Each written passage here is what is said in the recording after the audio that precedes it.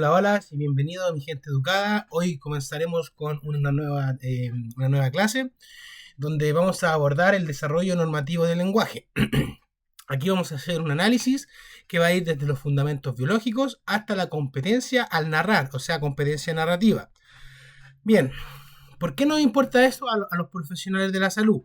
Porque conocer la norma es el único camino para identificar una desviación. Es decir, no podemos detectar lo que es patológico si no dominamos lo que es fisiológico. Primero, para comenzar nos preguntamos, ¿para qué estudiar esto? Bien, entonces aquí tenemos tres columnas. El conocimiento es la norma, de esta norma es la base de toda intervención profesional. Por ejemplo, si vemos estos tres pilares, vemos el primero que es la progresión del lenguaje. Necesitamos comprender la trayectoria natural, porque el lenguaje no aparece de golpe, sino que va evolucionando siguiendo patrones predecibles dentro de una población. Luego, la identificación temprana. Aquí está el corazón realmente clínico, ya que reconocer las dificultades tempranas nos permite intervenir cuando el cerebro tiene su máxima plasticidad. Por ejemplo, un mes de retraso en la intervención del desarrollo del lenguaje puede significar meses de recuperación adicional. Es más, cuando el abordaje es demasiado tardío, esto puede empeorar mucho más y producir que el lenguaje no se desarrolle como corresponde, con pérdida inclusive de algunas consonantes. Tercero, la evaluación profesional. Nosotros tenemos que evaluar comparando las etapas típicas. Sin este marco de referencia, el juicio clínico carece de fundamento.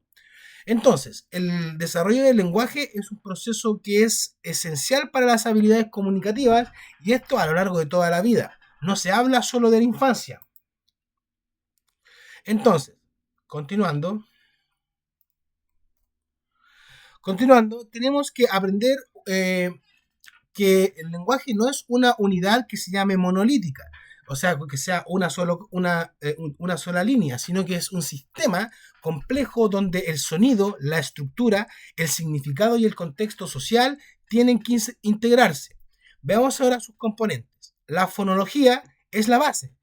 Aquí está, la fonología, la base. Este es el sistema de sonidos que tiene una lengua, porque en español tenemos aproximadamente 24 fonemas. Es como la especie de hardware o la estructura en la máquina del hardware sonoro, o sea, de la constitución sonora. Esa es la fonología de los bloques mínimos. Por otro lado, ahora viene la morfología, que es la estructura interna de las palabras, cómo el niño se transforma en niños o niñito o niñez, son pequeños bloques que sirven para la construcción de palabras.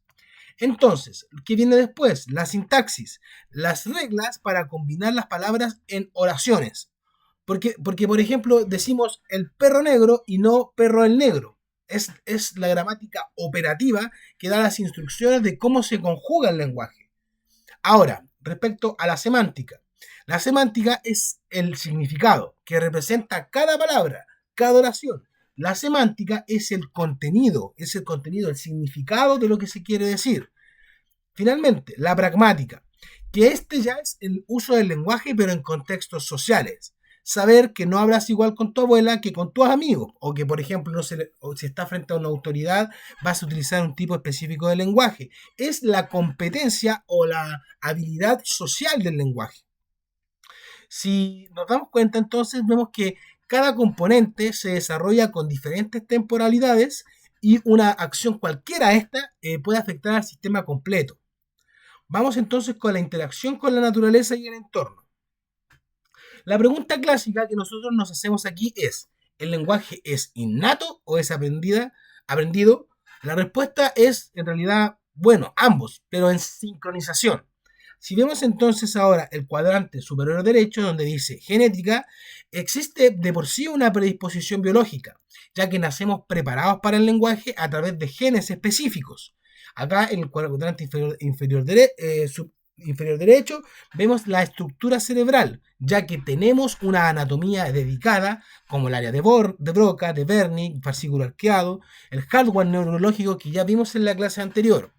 Ahora, respecto a los periodos sensibles, Hay ventanas óptimas para el aprendizaje. El cerebro infantil está especialmente receptivo, pero en momentos específicos. Y luego, para finalizar, la inmersión social, ya que sin la exposición al lenguaje, sin interacción, el potencial genético no se va a actualizar. Por ejemplo, el caso de los niños ferales que demuestran esta cualidad. Bien, en síntesis, el lenguaje emerge entonces de la sincronización entre sustratos que son físicos genéticos y el contexto cultural o colaborativo.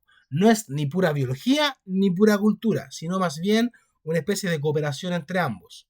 Ahora, nos vamos a ir al sustrato genético. Bien, si profundizamos ahora ya con mayor profundidad, veremos el gen FOXP2, que es el protagonista de esta unidad, o sea, de este bloque, que es el sustrato genético. Aquí en el lado izquierdo vemos que es un factor de transcripción, es decir, que regula la expresión de otros genes. Fue identificado en una familia británica, que es la familia KE, donde múltiples miembros presentaban una dispraxia verbal severa e hereditaria, un problema al producir el lenguaje. Ahora, ¿qué funciones son las que cumple? El motor fino orofacial, es decir, los movimientos precisos que tiene el habla. El aprendizaje de secuencias motoras, que es la programación del habla, y luego se habla también de un posible rol en el procesamiento gramatical, pero esto aún se continúa en investigación. Sin embargo, el gen FOXP2 no trabaja solito. Existe una red genética que es secundaria de diferentes genes que también trabajan en él. Por ejemplo, el gen CNTNAP2 es una proteína de adhesión celular y se asocia al autismo y a la dislexia. El gen ROBO2, que es un receptor de señalización, está vinculado al tamaño del vocabulario. Sí, hay genes que influyen en cuántas palabras nosotros aprendemos. Luego, el gen RS1, que es la función sináptica, que está asociado al trastorno específico del lenguaje severo. En conclusión, el lenguaje tiene una arquitectura genética y hablaremos precisamente en la genética del lenguaje como clase acerca de todas las características, pero estas moléculas son de importancia en este momento. Diapositiva que vamos a ver ahora es en las fases clínicas. Ahora entremos al desarrollo cronológico. Son 4 fases críticas que todo profesional tiene que dominar. Son la etapa prelingüística, las primeras palabras, la combinación de las palabras y el procesamiento del lenguaje completo. En cuanto a la etapa prelingüística, es el despertar comunicativo antes de la palabra. Por ejemplo, ya se ve un poco de comunicación si el bebé modula o intenta balbucear. Y es la primera etapa, es el despertar comunicativo y la más sensible. En cuanto a las etapas de las primeras palabras, aquí ya es la explosión de vocabulario entre los 12 y 18 meses. Donde se pasa de pocas palabras a decenas de palabras. Y luego, entre los 18 y los 30 meses, la combinación de palabras, que es el inicio ya de la sintaxis, de ir gramaticalmente armando el orden de las palabras que tenemos de una forma correcta, de palabras aisladas, es decir, a frases. En cuanto ya finalizando este periodo, que es el más crítico, debido a que si no se desarrolla el lenguaje hasta este proceso, es muy difícil que el niño desarrolle el lenguaje, que es la etapa del lenguaje completo. Acá la competencia narrativa, porque el niño se convierte en el narrador de su propia experiencia. Bien, ahora vamos a detallar cada una de estas pequeñas etapas luego de esta introducción. Vamos ahora con la primera etapa, que es la etapa prelingüística, que es la primera parte. La etapa prelingüística parece de alguna forma silenciosa, pero está llena de preparación, ya que antes de hablar, el niño está calibrando sus instrumentos sociales sonoros. Por ejemplo, de los 2 a los 3 meses aparece la sonrisa social. Y no es un reflejo, es intencional. El bebé descubre que puede afectar emocionalmente al entorno. Luego, entre los 3 y 4 meses, aparecen las emociones básicas expresadas a través de gestos. El rostro se convierte en un canal comunicativo. El niño sonríe, se entristece, llora. Bien, y finalmente ya a los 5 o 6 meses comienza con la imitación de sonido. El bebé escucha A y responde A. Ese es el inicio del diálogo de la protoconversación o protoconversacional. En esta etapa, que es la que estamos describiendo en su totalidad, se sientan las bases. ¿Por qué? Porque un bebé que no sonríe socialmente a los 3 meses, eh, finalmente no imita sonidos a los 6, ya eso nos está dando información clínica de cómo escucha el bebé, o el niño en este caso. ¿Cuál es el mecanismo de aprendizaje temprano? Aquí tenemos diferentes engranajes, obsérvenlo cada uno, y representan mecanismos que trabajan en conjunto. Por ejemplo, la variedad de sonidos. El bebé experimenta con todo el repertorio fonético humano, empieza a repetir las sílabas da, ma, pa, es decir, produce sonidos que ni siquiera existen en su lengua materna, porque está explorando. En cuanto al reconocimiento de palabras, ya se dice que sorprendentemente los bebés de 6 meses incluso ya reconocen palabras frecuentemente como su nombre. En cuanto al llanto diferenciado, no es el mismo llanto por hambre que por dolor. Esta es una comunicación especializada que también la lleva a cabo con la madre. En cuanto a las vocalizaciones intencionales, no es, como les digo yo, no, es un balbuceo, sí es un balbuceo, pero el balbuceo tiene un propósito. El bebé ya habla mirando al adulto esperando respuesta, pero no habla con un lenguaje muy estructurado, sino que simplemente dice uva o pa para referirse a su papá. Es las vocalizaciones que ya tienen una intención. Ahora, respecto a la imitación del sonido, el niño empieza a copiar lo que escucha. Esto es fundamental para la adquisición fonológica, es decir, imitar los sonidos que él va escuchando. Y finalmente, la atención conjunta. Acá el bebé y el adulto miran el mismo objeto. Esta triangulación objeto, adulto, bebé es como la precursora del lenguaje referencial que habíamos visto en otros videos, que es hablar acerca de algo que está fuera de sí, o está en un lugar específico. Es como hablar, tener una pelota y hablar ambos, referirse a la pelota. ¿Cuál sería entonces un signo de alerta? El signo de la alerta es cuando no hay intención comunicativa. Si un niño de esta edad no muestra intención de comunicar, no hace gestos, no dirige miradas, no emite sonidos hacia otros, esto es un indicador clínico para la evaluación profesional. Puede ser un marcador temprano de TEA u de otras condiciones, muchas condiciones respecto a si el niño no está interactuando con su entorno. Ahora, la etapa de las primeras palabras, que va de los 12 a los 18 meses. Llegamos al momento en que las familias ya empiezan a esperar con ansia por las primeras palabras del bebé. De los 12 o del niño, de los 12 a 16 meses, los niños producen alrededor de 5 nuevas palabras diariamente. Producen 5 nuevas, es una etapa muy crítica que parece poco, pero de a poquito se vuelve cada vez más exponencial. Aquí aparece la etapa holofrástica. La etapa holofrástica es donde una sola palabra presenta una idea completa. Cuando el niño dice agua, eso puede significar eso es agua o quiero agua. El agua se cayó. Por ejemplo, se cayó un vaso de agua, agua, dice el bebé. Ahora, el contexto es lo que completa el significado y que comúnmente interpreta el adulto. Esta comunicación es bastante eficiente al principio y con un pequeño contenido, con un mínimo recurso, se llega a ventajas lingüísticas. Ahora, respecto a los 18 meses es cuando ya aparece el lenguaje estructurado. El niño acá comienza a salir de estas holofrases hacia ya generar combinaciones.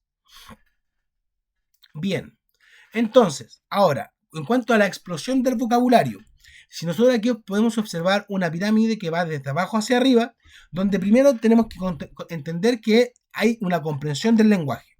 Lo que entienden es mucho mayor a lo que expresan. Por ejemplo, un niño de 18 meses puede entender 200 palabras, pero producir solamente 50. Por eso es que bastante mayor es lo que entienden que lo que expresan. Finalmente, respondiendo a órdenes. Ahora ya el niño ya está entendiendo. Por lo tanto, hay una capacidad de seguir instrucciones simples como dame la pelota, ven aquí, y eso demuestra ya una comprensión más activa del niño. En cuanto ya llegando a la cúspide es la explosión del vocabulario. Este es un crecimiento exponencial de palabras expresivas que tienen su énfasis clínico. Por ejemplo, un dato muy importante es que en este periodo la capacidad receptiva, es decir, lo que entienden, supera ampliamente a la expresiva. Esto es clínicamente importante, ya que si un niño no habla pero comprende bien, el pronóstico es distinto a que si no comprende, ya que la comprensión es el predictor del habla, que es el más fuerte. En cuanto a las combinaciones de palabras, tenemos entonces, de los 18 a los 30 meses, el niño entra en la construcción sintáctica. En los 18 meses empiezan los inicios de las conversaciones, como por ejemplo, mamá agua o más leche, papá carro. Por ejemplo, ya a los 30 meses se habla del fin de la etapa del habla telegráfica o de palabras sueltas. Ahora, la pregunta es, ¿qué es el habla telegráfica? El habla telegráfica son frases cortas pero funcionales, que funcionan como telegrama, como también hablan algunos afásicos de Broca, que por ejemplo es mamá auto, mamá ahí hay un auto, mamá quiero un auto, esto significa, por ejemplo, también podría ser mamá quiero ir en el auto, y aquí se omiten los artículos que conectan las palabras, las proposiciones, incluso las conjugaciones, pero ya se entiende, es funcionalmente directo. Por ejemplo, aquí está el oso, eso ya es funcional y directo, pero el niño podría decir ahí oso, también se entiende. Pero respecto a las preguntas simples, la indagación es como, ¿qué es? ¿Dónde está? El niño descubre que puede extraer información del mundo mediante el lenguaje. En cuanto a la conciencia sintáctica, hay cuando los niños comienzan a entender que el orden sí altera el significado. Por ejemplo, el perro muerde al gato es distinto a el gato muerde al perro. Es el mismo vocabulario, pero con un significado opuesto. O sea que esto es sintaxis, pero en acción. Para continuar entonces, ahora vamos con el impacto cognitivo del vocabulario. Aquí en este gráfico esto es una evidencia bastante estructural y empírica que muestra la relación entre vocabulario expresivo y flexibilidad cognitiva. Si observamos la línea verde, vemos que los niños con vocabulario expresivo alto, aquí vemos niños en la línea, perdón, en la línea verde, y estaba apuntando la roja. En la línea verde nosotros vemos a los niños con este vocabulario expresivo que es mayor. Y en la línea roja vemos un vocabulario expresivo que es menor. Y aquí se ven las desviaciones estándar sobre la media y bajo la media. Sobre la media en verde y bajo la media en rojo. Ahora, ¿por qué es importante esto? Porque si observamos a los 12 meses, la diferencia es pequeña, pero a los 30 meses cada vez se va haciendo más grande. Se amplifica. O sea, ¿qué es lo que quiere decir esto? Porque aquí se habla con desviaciones estándar. Pero la correlación directa es que a mayor vocabulario expresivo, mayor puntaje en flexibilidad cognitiva. ¿Qué significa? Es que el lenguaje no solamente comunica, sino que impulsa la capacidad del cerebro para cambiar tareas y adaptarse. El lenguaje es un andamiaje cognitivo. Por eso la intervención temprana en el vocabulario tiene efectos que van más allá del lenguaje mismo. Ahora vamos a ver la etapa del lenguaje completo. En el caso del lenguaje completo, entre los 2 y 5 años, el niño deja de ser aprendiz de palabras para convertirse en un narrador de su propia experiencia. Por ejemplo, respecto a la narración organizada, es el desarrollo de narrativas coherentes y estructuradas con inicio, desarrollo y fin. Es decir, el niño puede contar qué hizo en el día con una secuencia lógica. En cuanto a la mejora de inteligibilidad, el niño se vuelve comprensible para extraños, no solo para los cuidadores cercanos. Ya a los 3 años, un extraño debería entender aproximadamente el 75% de lo que dice el niño. En cuanto a bases consolidadas, aquí la adquisición inicial firme de todas las habilidades lingüísticas básicas, o sea, el edificio empieza ya a tener sus cimientos. ¿Cuál es la perspectiva entonces? Que ya a los 5 años el sistema lingüístico básico debería estar operativo. Lo que sigue después es un refinamiento, una expansión del vocabulario, aumentar la complejidad sintáctica, pero el contexto central ya existe. Bien, ahora, respecto a la jerarquía del desarrollo infantil. Esta pirámide, que es luego otra pirámide, muestra que el desarrollo normativo no es solamente una lista de diferentes hitos, es la arquitectura sobre la cual se construye la interacción humana. Por ejemplo, el desarrollo cognitivo, lógicamente, Sin cognición no hay procesamiento lingüístico. Segundo nivel, habilidades sociales. Acá el lenguaje es inherentemente social. Luego, la regulación del comportamiento. El lenguaje permite la autorregulación. El niño acá puede nombrar su emoción y la puede manejar mejor. Finalmente, en la cúspide, que es la intervención temprana, es que todo esto se justifica por la acción del profesional cuando hay problemas, porque cada nivel es el que soporta al otro. Acá no existen atajos, va el desarrollo cognitivo, la habilidad social, la regulación del comportamiento y luego la intervención temprana. Y bueno, ya con esto claro, dejamos entonces esta cápsula de desarrollo normativo del lenguaje, esperando que estén muy bien, les envío un saludo cariñoso y nos vemos mi gente educada.